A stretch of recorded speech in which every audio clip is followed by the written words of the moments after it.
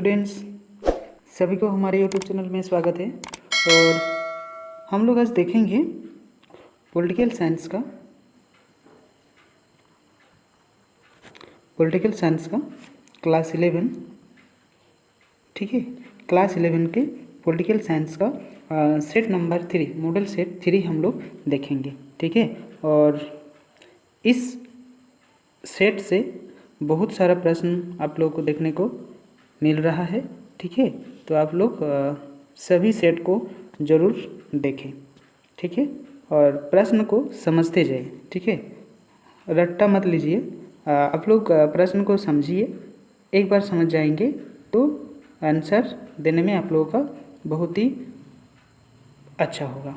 ठीक है, आंसर देने में आप लोगों को अच्छा होगा, उसको समझना है। ठीक है, चलिए हम लोग प्रश्न को देखते हैं। पहला प्रश्न क्या है? पहला प्रश्न है, देखिए, सरकार किसे कहते हैं? क्या है? सरकार किसे कहते हैं? तो हम लोग देखेंगे इसका आंसर कि सरकार किसे कहते हैं। देखिए, सरकार कानून बनाने और लागू करने वाली एक विशिष्ट संस्था है। सरकार क्या है? एक कानून बनाने वाले एक विशेष संस्था, उसे हम लोग कहते हैं, जिसके द्वारा कानून को बनाया जाता है, कानून को तोड़ा भी जाता है। ठीक है, दूसरा प्रश्न देखिए, शांतिपूर्ण सह अस्तित्व क्या है? तो जियो और जीने दो का वाक्य शांतिपूर्ण सह अस्तित्व है, जिसमें ये शुद्ध नहीं है, युद्ध का कोई स्थान नहीं होगा। वही हम लोग शांतिपूर्ण वातावरण या सह अस्तित्व देखने को मिलता है। ठीक है, अभी हम लोग तीसरा होगा। ठीक है, तीसरा प्रश्न देखेंगे, विकास से आप क्या समझते हैं? तो देखिए, वर्तमान भौतिकवादी युग में विकास का अभिप्राय आर्थिक विकास से लगाया जाता है, परंतु भारत के परिप्रेक्ष्य में विकास का अर्थ ढूंढे तो यहाँ विकास का तात्पर्य भौतिक और आध्यात्मिक दोनों रहा है। ठीक है, भौतिक और आध्यात्मिक दोनों रूप से विकास हम लोग देख पाएंगे अगर हम लोग अंदर से झांकेंगे तो। अंदर से झांकना मतलब गहराई से उसको जानना या जानने की चेष्टा करना, प्रयास करना जिसे कहते हैं। ठीक है, चौथा प्रश्न देखिए, क्या है? देखिए, क्या हथियार वैश्विक शांति को बढ़ावा देता है? वैश्विक शांति को बढ़ावा देता है, तो हम लोग इस प्रश्न को देखेंगे। देखिए, आंसर देखिए, नाभिकीय शक्ति से लेंस देश परमाणु बम की विनाशशीलता को स्वीकार करते हैं, लेकिन यह तर्क भी देते हैं कि इसे शांति स्थापना का उद्देश्य पूरा हो सकता है। यानी महाविनाशकारी भावना उसे शांति स्थापना के लिए प्रेरित करता है।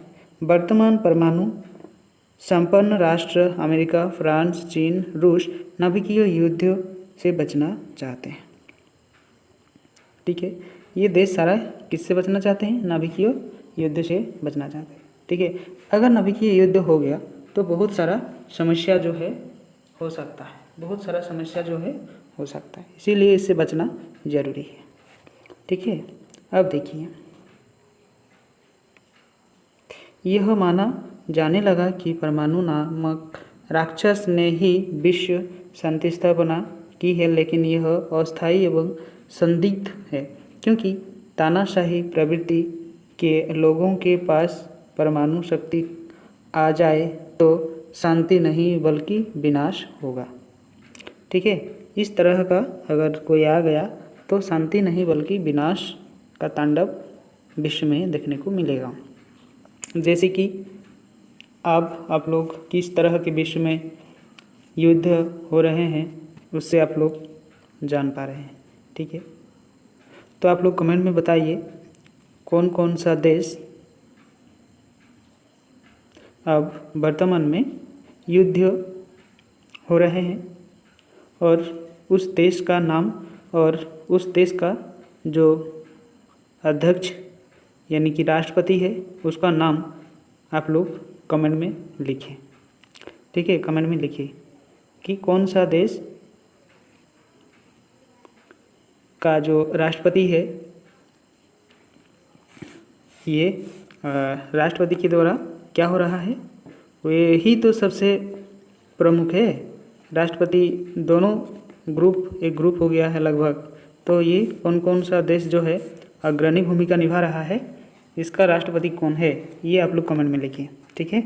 और प्रश्न अगर इस तरीके का रहेगा तो आप लोग ज़रूर एक बार ये जो वर्तमान प्रेजेंट में आप लोग देख रहे हैं, सुन रहे हैं, टीवी में न्यूज़ आ रहा है, पेपर में न्यूज़ देख रहे हैं, मोबाइल फ़ोन में आप लोग देख रहे हैं, तो इसको एक बार ज़रूर जिक्र करें, ठीक है। क्योंकि पॉलिटिकल साइंस एक ऐसा विषय है जिसमें प्रेजेंट, वर्तमान का स्थिति डालना लगभग बहुत ज़रूरी है, ठीक है। तो चलिए हम लोग आगे बढ़ते हैं। विकास के उदारवादी लोकतांत्रिक मॉडल का क्या अर्थ है? उत्तर में देखिए, विकास के उदारवादी लोकतांत्रिक मॉडल का अर्थ पश्चिम के विकसित राष्ट्रों में उदारवादी लोकतंत्र एक महत्वपूर्ण राजनीतिक शक्ति है। उदारवादी विचारधारा व्यक्ति को समाज की तुलना में उच्च नैतिक मूल्य प्रदान करती है।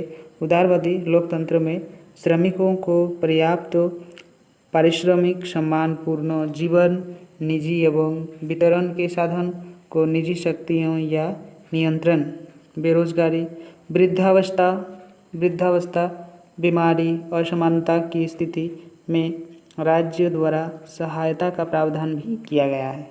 यह लोकतांत्रिक भावना के अनुकूल है, ठीक है। अभी देखिए 6 नंबर वाला प्रश्न आप लोग देखिए, अर्ध अध्यक्षीय प्रणाली क्या है?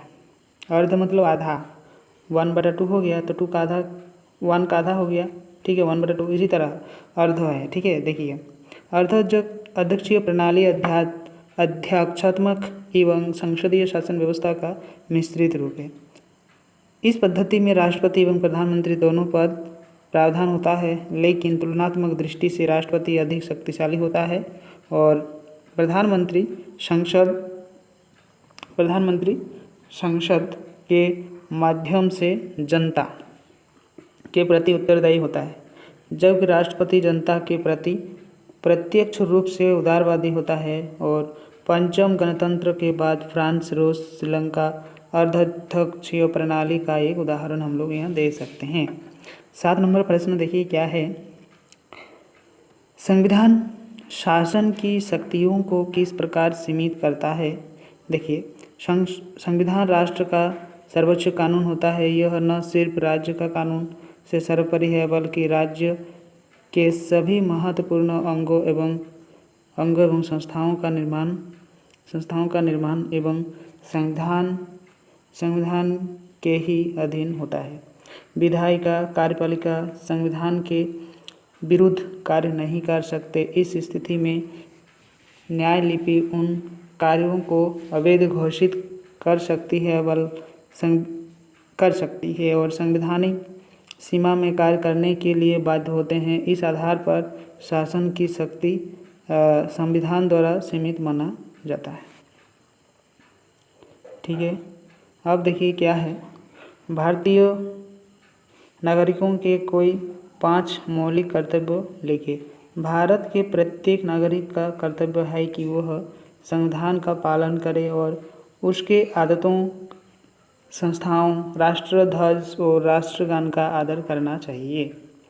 स्वतंत्रता के लिए हमारे राष्ट्रीय आंदोलन को प्रेरित करने वाले उच्च आदर्शों को हृदय से संजोए रखें और उसका पालन करना चाहिए। भारत को प्रभुत्व, एकता और अखंडता की रक्षा करें और उसे अक्षुण्ण पर रखें। देश की रक्षा करें और आह्वान किए जाने पर राष्ट्र की सेवा हम लोग को करना है। अगर हमारे जिस देश से हम लोग रहते हैं उस देश का अगर कोई समस्या होगा, उस देश के अगर ज़रूरत होगा हम लोगों का, अगर आह्वान करेंगे, बुलाएंगे तो हम लोग उसे जाएंगे या हम लोग अच्छे से उसको निभाएंगे, ठीक है। उसके बाद देखिए, भारत के सभी लोगों में समता और भ्रातृत्व की भावना का भी निर्माण करें और धर्म, भाषा और प्रदेश या वर्ग पर आधारित सभी भेदभाव से परे हैं और ऐसे प्रथाओं का त्याग करें जो स्त्रियों के सम्मान के विरुद्ध है। ठीक है, तो इस तरीके से आप लोगों को क्वेश्चन को समझना है ना, रटना नहीं है, क्वेश्चन को समझना है। समझिएगा अच्छे से एक बार तो आप लोग लिख पाएंगे अच्छे से। ठीक है, तो देखिए अब आप लोगों को क्या करना है, कुछ प्रश्न हमने आप लोगों को दिखाएं, पढ़ के समझा दिए, इसी तरीके से आप लोगों को पढ़ना है। प्रश्न को लिखना है, लिख के अभ्यास करना है ताकि आप लोगों का कलम जो है एग्ज़ाम हॉल में जाकर ना रुके। ठीक है, तो आप लोग इस प्रश्न को अपने कॉपी में नोट डाउन करें, पढ़िए अच्छे से, और जहाँ कहीं भी आप लोग को समझ में नहीं आएगा हमें वहाँ कमेंट में बताइए, अथवा इस नंबर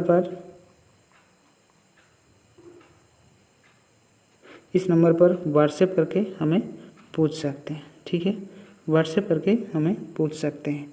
कोई भी समस्या हो, पढ़ने में समस्या अगर समझ में नहीं आया तो पूछिए, हम उसका आंसर देने की पूरा कोशिश करेंगे। ठीक है, तो इसका स्क्रीनशॉट एक बार ले लीजिए। चलिए ये जो 9 नंबर वाला प्रश्न है इसका भी स्क्रीनशॉट लीजिए और एक बार पढ़िए, उसको समझिए। समझ जब तक नहीं पाएंगे आप लोग क्वेश्चन का आंसर नहीं दे पाएंगे। ठीक है, चलिए 10 नंबर प्रश्न को भी स्क्रीनशॉट मारिए। हो गया, ये बहुत बड़ा प्रश्न है। अगर हम पूरा इसको समझाते जाएंगे तो वीडियो लगभग एक ही सेट में 1 घंटा का वीडियो हो जाएगा। ठीक है, इसीलिए हम आप लोगों को ये करा रहे हैं। ठीक है, एक बार स्क्रीनशॉट लीजिए। ठीक है, फिर से एक बार लीजिए इधर, फिर से 12 नंबर वाला प्रश्न देखिए कितना बड़ा है। इसीलिए आप लोग पढ़िए, इसको वीडियो को ऑफ करें और उसके बाद पढ़ें, उसके बाद फिर से चालू करें। ठीक है, नहीं समझ में आता है तो कमेंट में अथवा फ़ोन नंबर जो हम दिए उससे आप लोग पूछ सकते हैं। ठीक है, चलिए ये हो गया, ये भी हो गया। चलिए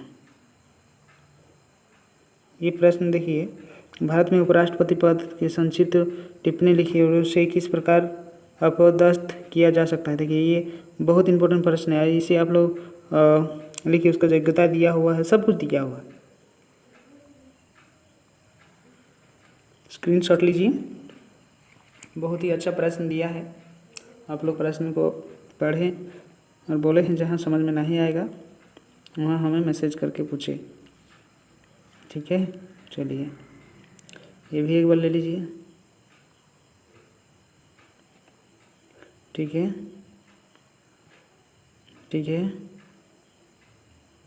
ले लिए। चलिए आप लोग ले लिए। तो ये वीडियो आप लोगों ने पूरा देखा। ठीक है, इसके लिए आप सभी को बहुत धन्यवाद।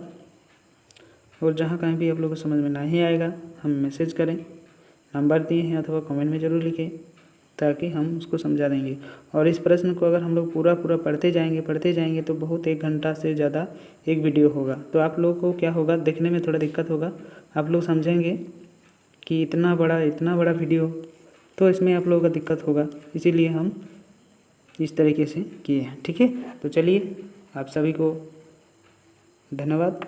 और जो इसमें न्यू स्टूडेंट जुड़े हुए हैं वो लोग सबसे पहले चैनल को एक बार सब्सक्राइब जरूर कर दें। और एक बार भी हम नहीं बोले हैं वीडियो के चलते कि आप लोग लाइक शेयर करें।